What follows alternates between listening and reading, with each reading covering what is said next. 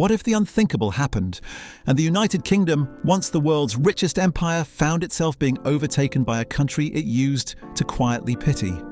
Because right now, every sign points to a future where Poland, the same nation that spent decades clawing back from Soviet control, could soon be richer per person than Britain itself.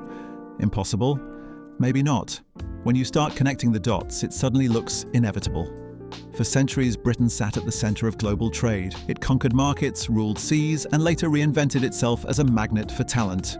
Poland, meanwhile, was locked behind the Iron Curtain, battling shortages and state control. But 30 years after the wall fell, the story has flipped completely. Since the 1990s, Poland's economy has grown tenfold. Its cities sparkle, its wages soar, and its industries hum. Britain, once the dream destination for Eastern Europeans, now faces stagnation and a shrinking workforce. At this rate, economists predict Poland could leapfrog the UK in GDP per capita by the 2030s.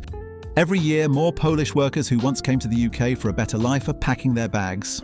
Not for adventure, but to go home. They bring savings, skills, and experience from one of the world's oldest economies back to one of its youngest success stories. Each departure fills Poland's sails a little more and leaves Britain a little more hollow. So, how did this happen? How did a nation that once ruled the world fall behind the one it used to hire? To answer that, we need to rewind to when the lines first began to cross. For generations, Britain was the powerhouse of the planet, factories roaring, ships leaving its ports, and wealth flowing in from every corner of the empire. Even after colonial rule faded, London adapted, turning itself into the beating heart of global finance. By the early 2000s, that financial glow attracted a wave of ambitious workers from across Europe. When Poland joined the EU in 2004, hundreds of thousands arrived to fill gaps in construction, care, and hospitality. Britain got the muscle, Poles got the money. It worked, for a while, but history has a way of balancing itself. As Poland grew stronger, Britain's glitter began to fade. London still looked rich, but life outside the capital grew harder. Rent soared, wages flatlined, hope dimmed. Back east, Poland was transforming. Roads were rebuilt, factories opened, universities modernized. Suddenly, the idea of staying in Britain forever didn't feel so brilliant. A slow, quiet reversal began. Skilled tradesmen who once mixed cement in Manchester now ran their own firms in Krakow. Nurses who kept the NHS alive bought homes in Gdansk. It was one of the biggest flips in modern Europe, a reversal few in Britain wanted to see. When communism collapsed, Poland's economy didn't gradually reform. It imploded overnight. Inflation spiked above 700%, unemployment exploded, and families watched their savings vanish. Yet from that chaos came resilience. The government's shock therapy reforms were ruthless. No more subsidies, no more state control, just exposure to the free market, sink or swim. People swam. Small workshops grew into factories. Stores filled with goods instead of queues. Western investors saw an untapped nation eager to work and learn.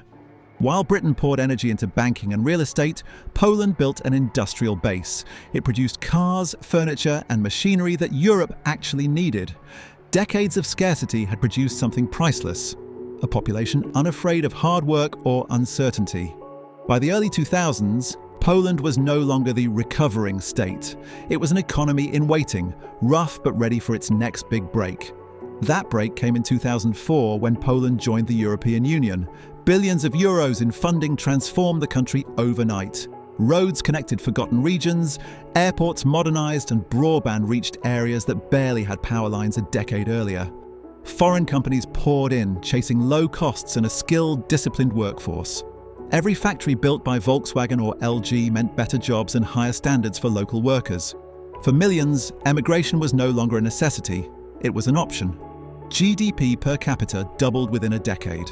A broad middle class emerged, confidence grew, and suddenly Europe's workshop looked more like a contender. While Poland sprinted ahead, Britain quietly drifted.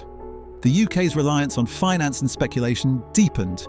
Industrial towns decayed, wealth pooled in London, and regional identity fractured.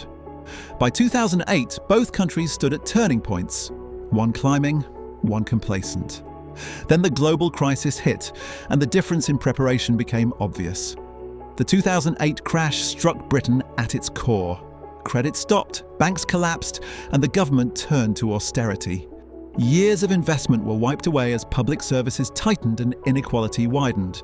The city survived, but ordinary households paid the price. Across the Channel, Poland stayed standing. Its banks had avoided risky loans, its industries made real goods, and its budget remained cautious. Incredibly, it became the only EU country to avoid recession that year. Investors noticed. Money that might have gone to the UK began looking east. Poland's modest, steady strategy suddenly seemed smarter than Britain's expensive gamble.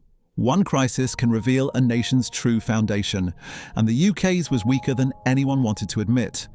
But if the crash exposed Britain's fragility, what came next, Brexit, would turn that weakness into a full-blown reversal. By 2016, Britain was restless. Wages were stagnant, public trust low.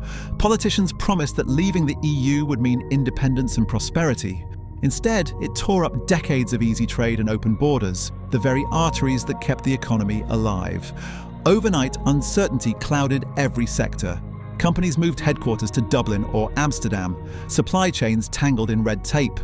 But the biggest domino to fall wasn't corporate, it was human. Within 6 years of the referendum, Britain's Polish community shrank by more than 300,000. Skilled workers who had built the economy packed their bags, not out of anger, but opportunity. Poland no longer needed to chase work abroad, it was providing it. For the UK, the result was brutal. Construction sites sat half-manned, farms couldn't harvest on time, hospitals scrambled for staff. For Poland, it was a windfall. Those returnees didn't come back empty-handed. They brought cash, fluency, and world-class experience. Many launched small companies, invested in real estate, and trained local teams using Western standards. The policy designed to make Britain stronger did the opposite. It handed Poland the very fuel that the UK had spent 2 decades refining. Migration had always meant talent flowing westward. Suddenly, the plane tickets pointed east. In Warsaw, Krakow and Wrocław, you could hear it in the accents. Young professionals coming back from London, Manchester and Leeds. They came with British wages in their savings accounts and plans to use them wisely. A builder who'd laid bricks in the UK opened a construction firm at home. A nurse trained in the NHS opened a private clinic. A designer bought an apartment and started a small agency. Banks noticed these returnees rarely failed. Loans flowed, startups sprouted, property markets climbed. Within a few years, Poland's major cities looked entirely different, buzzing with bilingual talent and international ambition. The government didn't need an incentive scheme, people were already motivated. Culturally, the shift was even deeper. For decades, success meant leaving. Now it meant returning. The exodus had become a homecoming and pride replaced insecurity. Meanwhile, Britain was stuck. Projects paused for lack of hands. Inflation ate into paychecks. The NHS lost specialists faster than it hired them.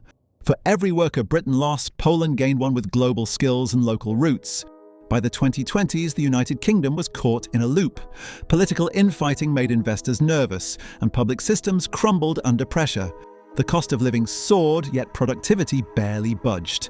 Healthcare delays, transport strikes, crumbling infrastructure. These weren't isolated problems. They were symptoms of a nation running on yesterday's momentum. Even British professionals started leaving. Doctors set up in Australia, engineers in Germany, teachers in Canada. The brain drain Britain once warned about had come home. Across the EU, Poland looked like the opposite, a country still building, still believing. New expressways stitched together its regions. Universities upgraded equipment. Rural broadband gave villages the same opportunities as cities. To young Europeans, Warsaw suddenly looked more promising than Manchester or Birmingham. Britain had become the place longing for the past, while Poland embodied the possibility of the future. Every rise brings risk. Much of Poland's industry is still foreign-owned, and rising wages could price out investors if productivity doesn't keep up. Economists warn about the middle-income trap, where growth slows just short of the top tier. Yet Poland's momentum looks solid. Billions flow into renewable energy, software, and advanced manufacturing. Intel's new $4.6 billion plant is only one example of the country's shift from low-cost labor to high-tech innovation. Education is now Poland's secret engine. Its students rank near Europe's best, and tens of thousands of engineers graduate every year into a market desperate for them. That talent gives it what Britain has been losing, a generation confident in building new industries instead of relying on old ones. Sure, energy shocks and wars nearby make investors cautious, but Poland has turned resilience into routine. Where Britain once looked like the model of stability, Poland now holds that title. A twist no one predicted a generation ago. Look at Europe today and the contrast is striking. Britain's empire of the past meets Poland's empire of ambition. One relaxes, the other rebuilds. Every crisis that battered Poland forged endurance. Every comfort Britain enjoyed dulled its urgency. Brexit didn't create the decay, it simply exposed it.